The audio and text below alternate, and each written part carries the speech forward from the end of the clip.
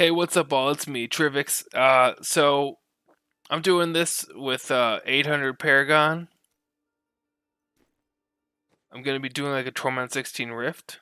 I have some ancient items, some really good rolled items. But I'm basically saying like once you're 800 paragon, you're gonna have some good items. But like my Enforcer's 107, but my Zaze is 30. My Bandit Trap is 58. So let's see how it goes in a Nephilim Rift Torment 16.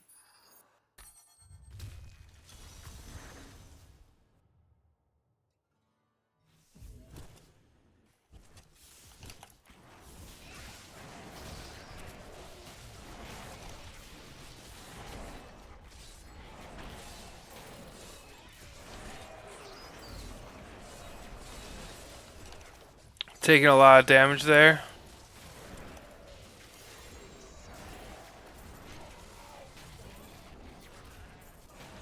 Oh, I should probably do a Greater Rift, because too many legendaries are gonna drop. So I'm gonna do a Greater Rift. But yeah, that was pretty good damage. So I'll do like a Greater Rift 75. I think that's what Torment 16 is. If you want to see my cube, you probably can't see this, but I have Aether Walker, the Magistrate, and Ring of Royal Grandeur, and so the Magistrate got a buff. Hydras now periodically cast Frost Nova and deal 600% increased damage. And the Serpent Sparker, you may have one extra Hydra active at a time, and they deal 548% increased damage. Anyway, you probably know these things. So let's do a 75 Greater Rift. See how it goes.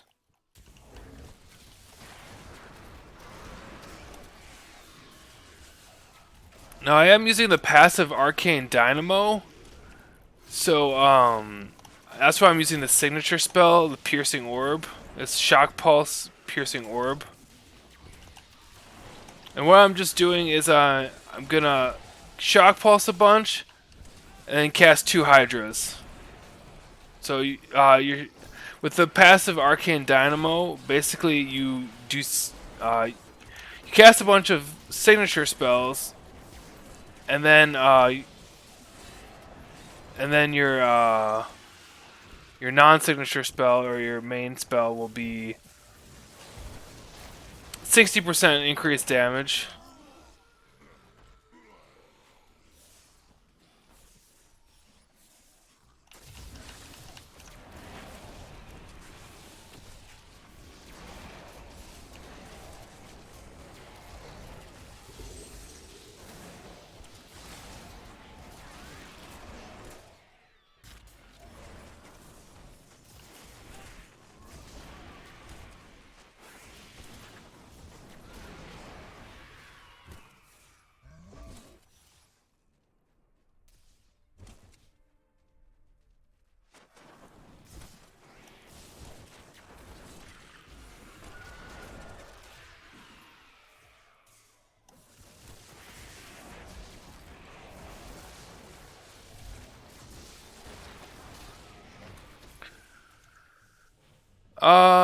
So I need to figure out what is the set bonus. So double the duration of Hydras and increase the number of heads on multi-headed Hydras by 2. Damage taken is reduced by 8% for each Hydra head alive. Each time you take damage, a head dies. Hydras deal 1000% damage for each Hydra head alive. So I have 10 Hydra heads. So I need to get down those Hydra heads for damage reduction. And so if I go out of range of the head, I'll probably take a lot of damage.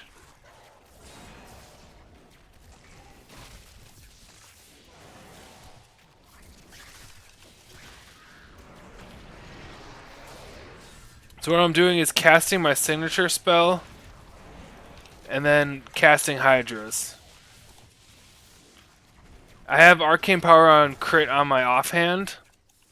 And I think I'm using the Orb of Infinite Depth just because it might be good to play around with Explosive Blast for your damage reduction. But I didn't really fit it into the build exactly. Um,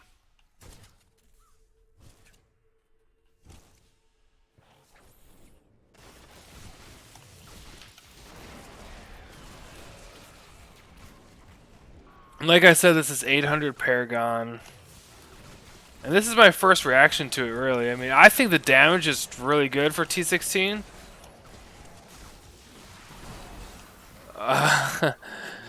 I think I screwed up the survivability there. I'm not doing what I need to do to survive.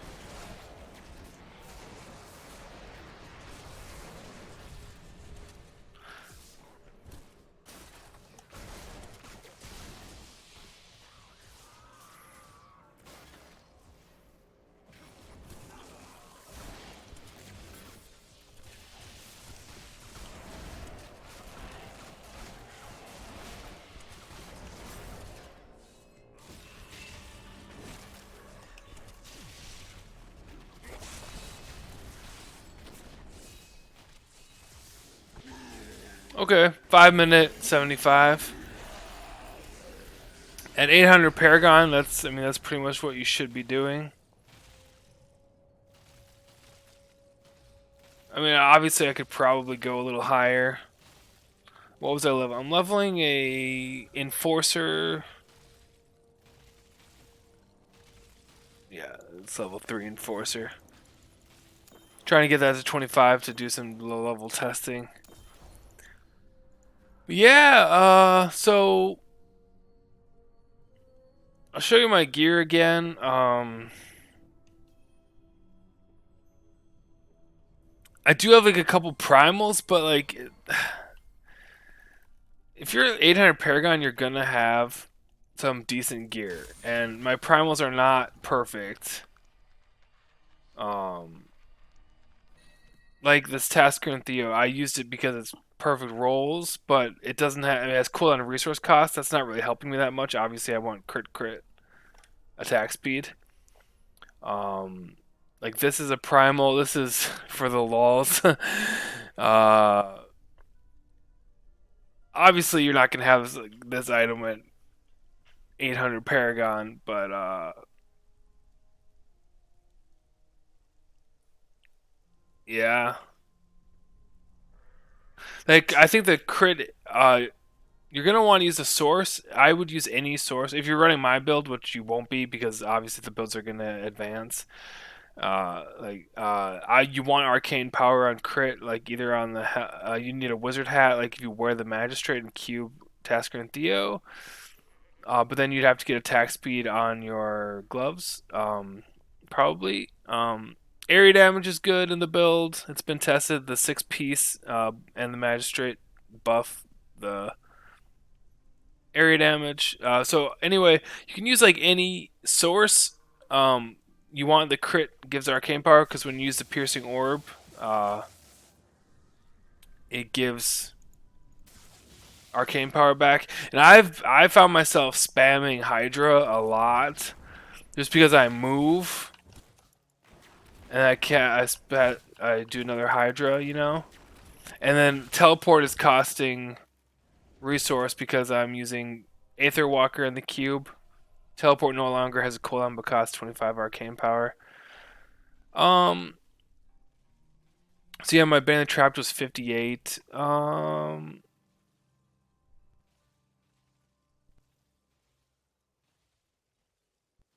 Yeah. Okay. So first impression, it's good for Torment 16.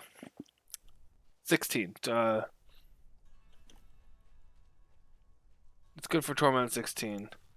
Let's do one more little run in T16. Just kill a couple of elites. It's good for T16. From what I hear, it's not good for like Greater Rift 120 or anything. Obviously, you'd want to be ogged and you'd want to know the build that you're playing very well.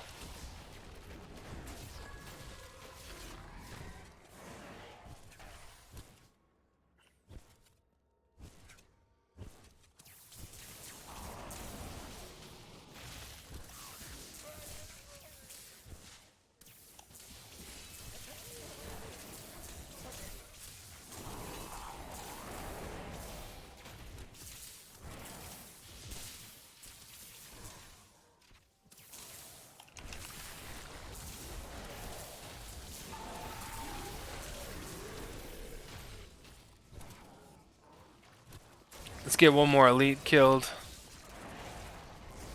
Alright, cool. Maybe one more elite, if I can find one. But yeah, my first impression is I like the build for T16. I mean, obviously, like, Veers might be a little faster, but this is new and it's fun to play. But actually, Veers kind of has a ramp up time, like when you first start a Rift. It's not that big of a deal on T16, but kind of like uh, it's kind of a little slower ramp up time when you're first starting out, like at 800 Paragon. I wanted to get one more elite.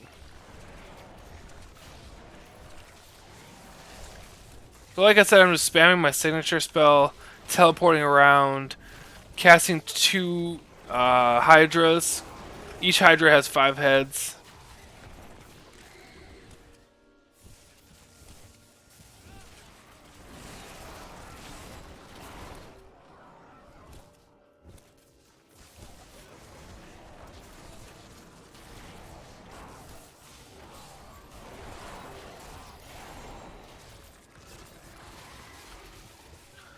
Okay, that's gonna be it for now. Alright, if you watched this video, thank you. I appreciate you. I'll check y'all later. First impression, it's kind of fun. Uh, obviously, people like Cratic, SVR, Bloodshed, those streamers, they've been doing a lot of testing. Rob has been doing a lot of testing. So they're figuring out all the reasons why this isn't good for pushing really high greater rifts. But I mean, this build seems okay. Like one thing that's kind of messed up is that your shields don't stop the heads from being uh, the heads. When you take damage, you lose a head, which makes you damage taken is reduced by 8% for each Hydra head alive. Each time you take damage, a head dies. So the shields aren't stopping that from happening. That's one thing that's been tested. So once they fix that, the survivability will be much better. Anyway, I gotta go. I'm just rambling. Hope you like this. See you later. Goodbye.